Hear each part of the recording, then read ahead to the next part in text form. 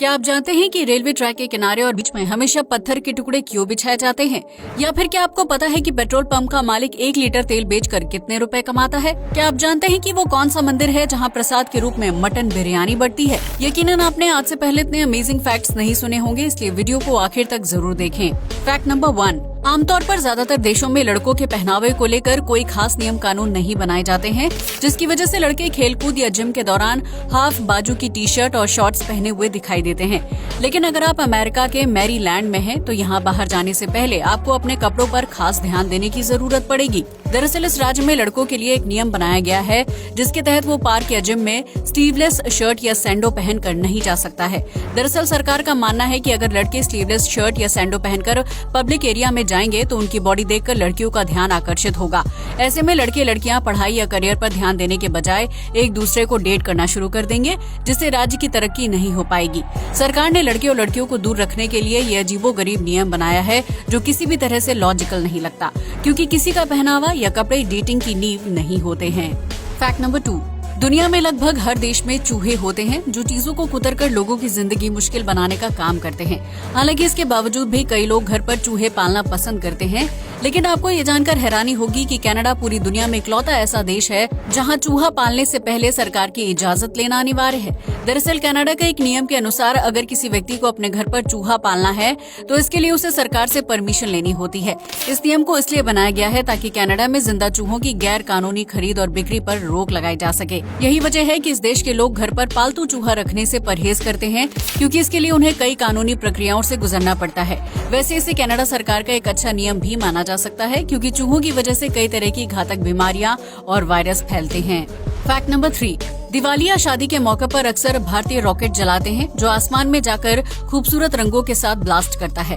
लेकिन क्या आप जानते हैं कि थाईलैंड में रॉकेट छोड़ने को लेकर एक खास त्योहार का आयोजन किया जाता है, जिसे स्थानीय भाषा में बन बैंग फाई और सामान्य तौर पर रॉकेट फेस्टिवल के नाम से जाना जाता है। इस दौरान स्थानीय लोग पारंपरिक डांस और म्यूजिक का भी लुत्फ उठाते हैं, जबकि सुंदर सुंदर कपड़े पहनकर आयोजन का हिस्सा बनते हैं। इस त्योहार के दौरान लोग अपने द्वारा बनाए गए रॉकेट के साथ मैदान में उतरते हैं और उन्हें रस्सी की मदद से बांधकर आग के हवाले कर देते हैं। इस दौरान जो रॉकेट सबसे तेजी के साथ ऊंचाई तक पहुंचकर ब्लास्ट होता है, उसे रॉकेट फेस्टिवल का विजेता मान लिया जाता है। इतना ही नहीं, उस रॉकेट को बनाने वाले व्यक्ति को लाखों रुपए इनाम के रूप में दिए जाते हैं, जिनकी मदद से वो अपनी जिंदगी को बेहतर बना सकता है। इस रॉकेट फेस्टिवल के दौरान लोग अलग अलग तरह के रॉकेट लेकर मैदान में उतरते हैं, जिनका डिजाइन और लुक देखने लायक होता है। फैक्ट नंबर 4, चीन हमेशा से अपनी अटपटी हरकतों की वजह से सुर्खियों में बना रहता है, जिसकी वजह से ये देश दुनिया भर में मशहूर है। लेकिन क्या आप जानते हैं कि चीन के डोंगिंग शहर में बंदरों के लिए एक अनोखा स्कूल खोला गया है, जहां उन्हें व्यवहार संबंधी ट्रेनिंग दी जाती है।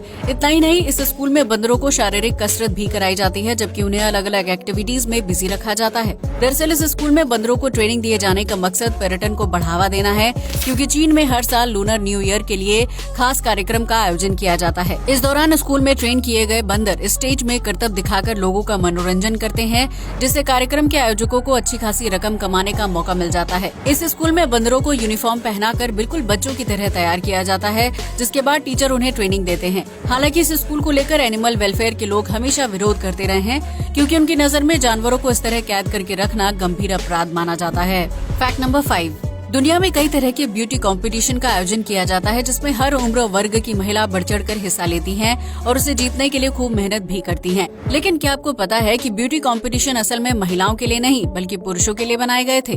जी हाँ, आपने बिल्कुल सही सुना।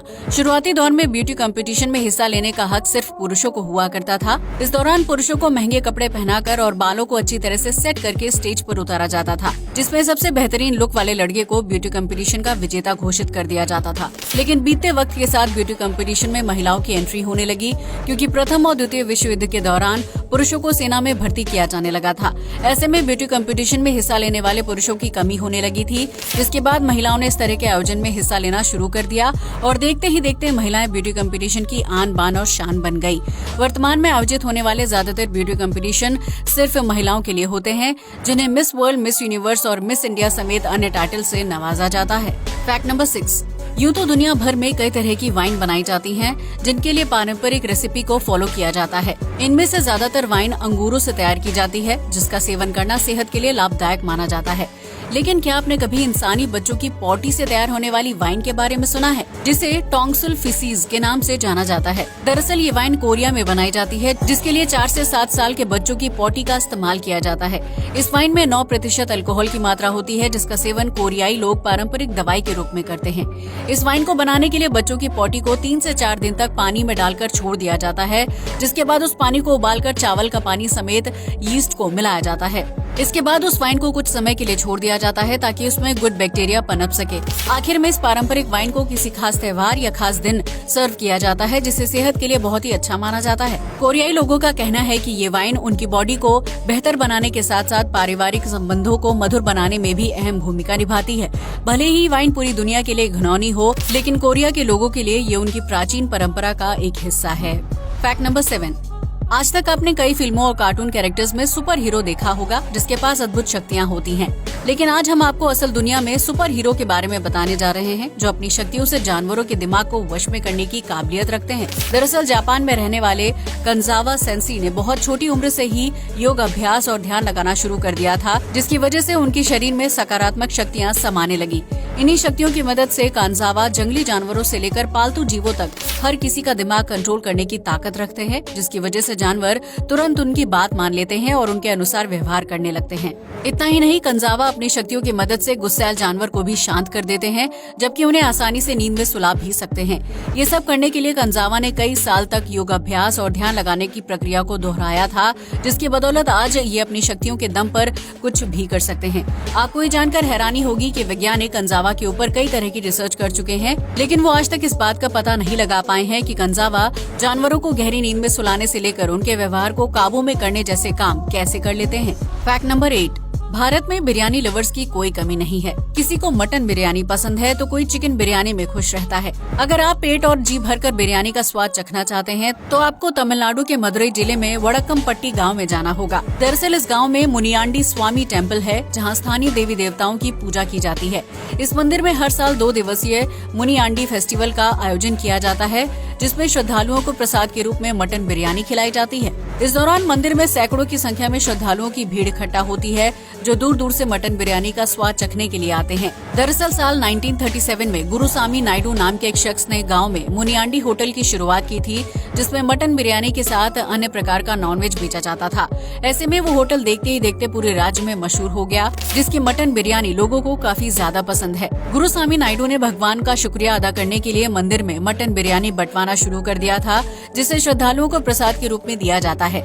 हालांकि मटन बिरयानी को बांटे जाने से पहले पुजारी उसकी पूजा अर्चना करते हैं और भगवान को भोग लगाए जाने के बाद ही मटन बिरयानी को आम लोगों में बांटा जाता है। आपको बता दें कि वर्तमान में पूरे साउथ इंडिया में मुनियाण्डी होटल के लगभग 1500 से ज्यादा आउटलेट हैं, जिसके होटल के मालिक अपने कुल देवता का धन्यवाद करते हैं और हर साल मुनियाण्डी फेस्टिवल के दौरान मंदिर में मटन बिरयानी का प्रसाद बंटवाते हैं। इस फेस्टिवल में हर साल लगभग 8000 से ज्यादा लोग मटन बिरयानी खाते हैं, जो अपने आप में चौंका देने वाला आंकड़ा है। Fact number 9। भारत में पेट्रोल और डीजल के बढ़ते दामों की वजह से आम आदमी काफी ज्यादा परेशान है। हालांकि इसके बावजूद भी वाहनों को चलाने के लिए तेल भरवाना जरूरी होता है। लेकिन क्या आपने कभी सोचा है कि पेट्रोल पंप से 1 लीटर तेल भरवाने पर उसके मालिक को कितने रुपए का मुनाफा होता होगा? अगर नहीं तो आज इस फैक्ट को भी जान लीजिए। दरअसल हर देश और राज्य में पेट्रोल पंप के मालिकों को मिलने वाला मुनाफा सरकार द्वारा तय किया जाता है, ताकि आम नागरिकों को तेल भी मिल जाए और पेट्रोल पंप मालिक को भी नुकसान ना हो। उस स्थिति में अगर देखा जाए तो भारत में किसी भी पेट्रोल पंप से 1 लीटर पेट्रोल भरवाने पर मालिक को सीधा 3 रुपए 80 पैसे मिलते हैं, जबकि 1 लीटर डीजल भरवाने पर मालिक की जेब में 2 रुपए 60 पैसे जाते हैं। इन्हीं रुपयों की बदौलत पेट्रोल पंप मालिक बिजली, पानी समेत कर्मचारियों की सैलरी का खर्च निकाल पाते हैं, जबकि बाकी का मुनाफा अपनी जेब में डालते हैं। आपको ये जानकर हैरानी होगी कि पेट्रोल पंप के मालिक को हर रोज हजारों रुपए की कमाई होती है, जिसकी वजह से उनके महीने की कमाई कई बार करोड़ों रुपए का आंकड़ा भी पार कर जाती है।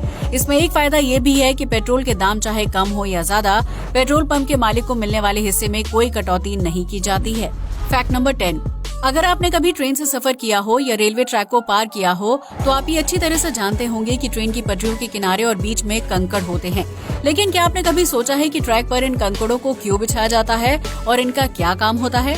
अगर नहीं तो हम आपको बता दें कि ये कंकड़ ट्रेन का भार संभालने के साथ साथ पटरियों की वाइब्रेशन को कंट्रोल करने का काम करते हैं। दरअसल लोहे से बनी पटरियों पर जब ट्रेन दौड़ती है तो उसका भार और स्पीड काफी ज्यादा होती है, जिसकी वजह से ट्रेन की पटरी से उतरने का खतरा बना रहता है। इस खतरे को कम करने के लिए ट्रेन की पटरियों के नीचे लकड़ी के स्टैंड बनाए जाते हैं और उनके आसपास ढेर सारी मात्रा में कंकड़ बिछा दिए जाते हैं, जो भारी भरकम ट्रेन के लिए पटरी को मजबूती प्रदान करते हैं। इतना ही नहीं, इन कंकड़ों की वजह से ट्रेन की वजह से पटरियों में होने वाली वाइब्रेशन भी कभी कम हो जाती है, जिसकी वजह से ट्रेन का बैलेंस नहीं बिगड़ता है और वो तेज रफ्तार के साथ अपना सफर जारी रखती है। अगर रेलवे ट्रैक पर ये कंकड़ ना हो तो उस स्थिति में ट्रेन हादसों की संख्या कई गुना बढ़ जाएगी, जिसकी वजह से ट्रेन से सफर करना बेहद खतरनाक होगा। आज के लिए बस इतना ही। जय हिंद दोस्तों।